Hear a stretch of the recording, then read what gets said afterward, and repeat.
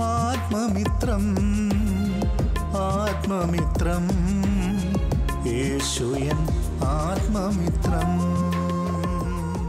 परमेश्वर की बड़े नाम की महिमा हो। फिर से आने वाला प्रभु यीशु मसीह के मीठे और श्रेष्ठ से सबको जय मसीह की। फिर से आज सुबह ये परमेश्वर के वचन के साथ थोड़ी टाइम मनन करने के लिए प्रभात मनन के द्वारा परमेश्वर ने एक और अवसर हमारे जीवन में दिया है, इसलिए परमेश्वर को बहुत बहुत धन्यवाद देता हूँ। पिछले 542 एपिसोड में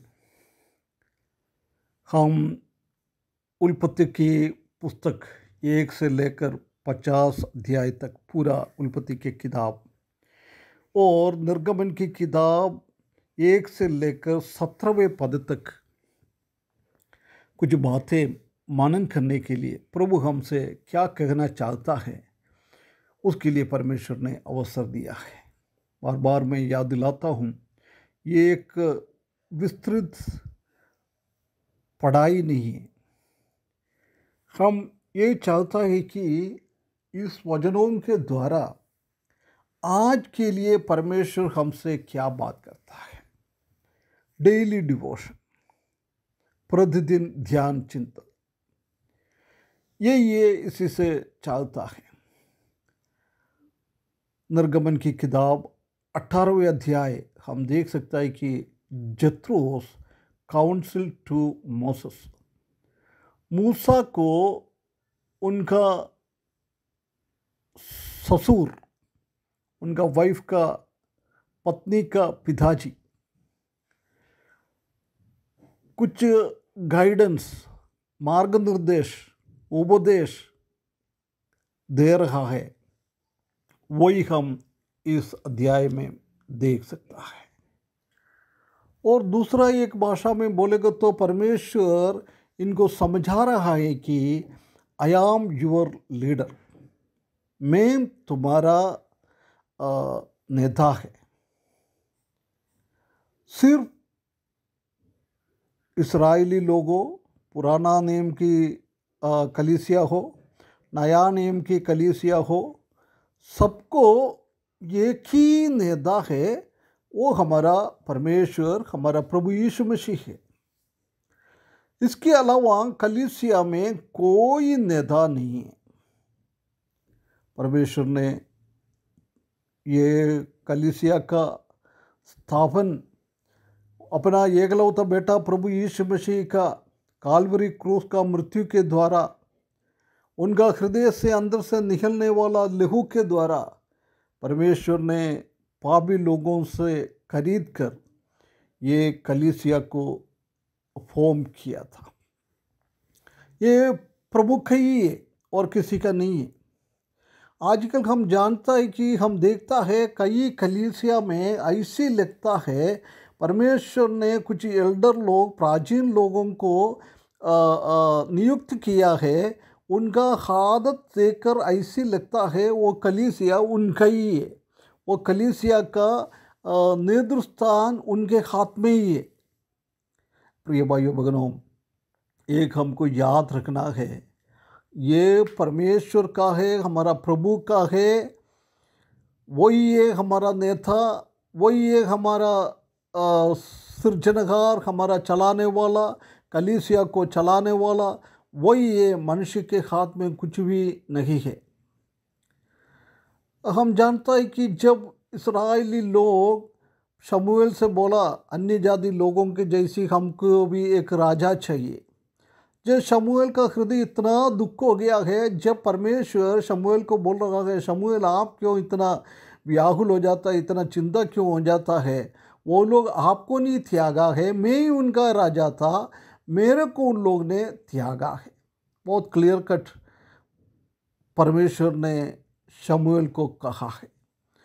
यही हमारा भी, इधर भी हम वही देखता है कि हमारा परमेश्वर, हमारा प्रभु यीशु मसीह ही है कलीसिया का लीडर, इसके अलावा कोई है नहीं। आजकल कई कलीसिया में हम ऐसे देखता है प्राचीन लोग उनका ही ये कलीसिया। परंतु प्राचीन हो, सेवक हो, विश्वासी हो, परमेश्वर के सामने सब एक जैसी है। कलीसिया में भी एक जैसी है। परमेश्वर ने प्राचीनों को इसलिए रखा है कि झुंड का रखवाली करे, झुंड का देखभाल करे, झुंड के लिए सेवा करे। यही है उन लोग का काम। कोई उनका ऊपर अधीनता करने के लिए नहीं है। हम जानता है कि पत्रोस को आखिरी टाइम में परमेश्वर ने रेस्टोर करने के लिए, पुनरुत्थित स्थिति में लेके आने के लिए पत्रोस से बात किया है। जो बोल रहा है, पत्रोस तुमको क्या करना है, ये भेड़ों को चलाना है। मुझे तुम प्रेम कर रहे हो तो ये भेड़ों को चलाना है। ये परमेश्वर चाहता है। हमारा भी काम, प्राचीन लोगों का भी काम वही है, भेड़ों को संभाले, भेड़ों को सेवा करे। हम जानता है कि भेड़ बकरियों को चलाना बहुत मुश्किल की काम है। उसके लिए बहुत पेशेंस चाहिए, क्षमा चाहिए। यही हमको करना है। परंतु हमारा लीडर प्रभु यीशु मसीह है, परमेश्वर ही है। और दूसरा एक रीति से हम देख सकता है कि the lessons on avoiding burnt out in our ministries for God. ये अध्याय से ऐसी उपदेश, ऐसी पाठ हमको मिल रहा है कि परमेश्वर की सेवा हम करने के टाइम हमारे जीवन में कोई आग लगने के जैसी अवस्था आता है, उसमें से हम कैसा बच पाएगा, ये इसी में लिखा हुआ है। प्रभु यीशु मसीह को हम अपना उद्धारकर्ता के रूप में स्वीकारने के बाद परमेश्वर ये चाहता है कि हम एक जीवित बलिदान परमेश्वर के लिए होए। रोमियो के किताब 12 अध्याय उसका पहला पद में वही लिखा है। हम हमेशा परमेश्वर की आराधना करना है, हमारा जीवन के द्वारा परमेश्वर को बलि चढ़ाना है। ये परमेश्वर हमसे चाहता है, जीवित बलि, लिविंग सैक्रिफाइस। और पौलुस बताता है कि हमारा मसीही जीवन एक मैराथन दौड़ की जैसी है। हम जानता है कि वो चलते रहेगा।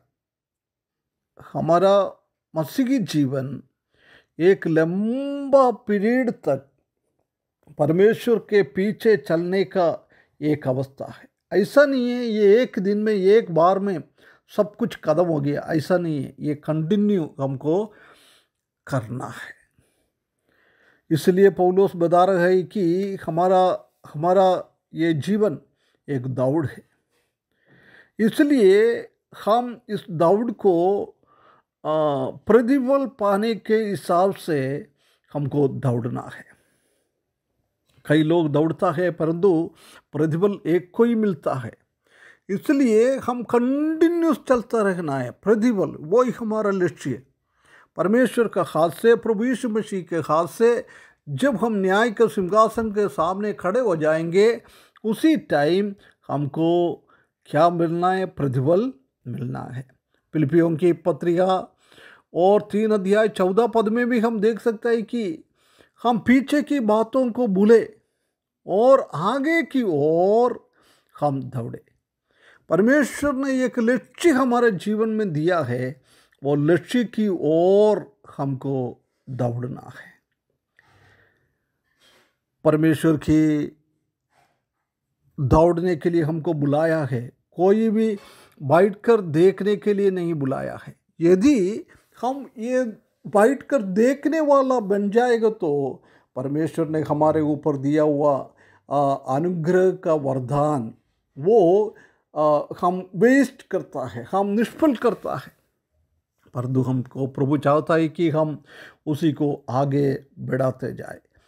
परमेश्वर की जीवन में, हमारा मसीही जीवन में कोई भी देखने वाला नहीं है, सब दौड़ने वाला है। कोई भी देखने वाला नहीं है, सब हमको दौड़ना है। प्रिय भाइयों बहनों, यदि हम हमारा दौड़ अभी तक चालू नहीं किया है तो परमेश्वर हमको सहायता करे, प्रभु के लिए हमारा दौड़ चालू करे।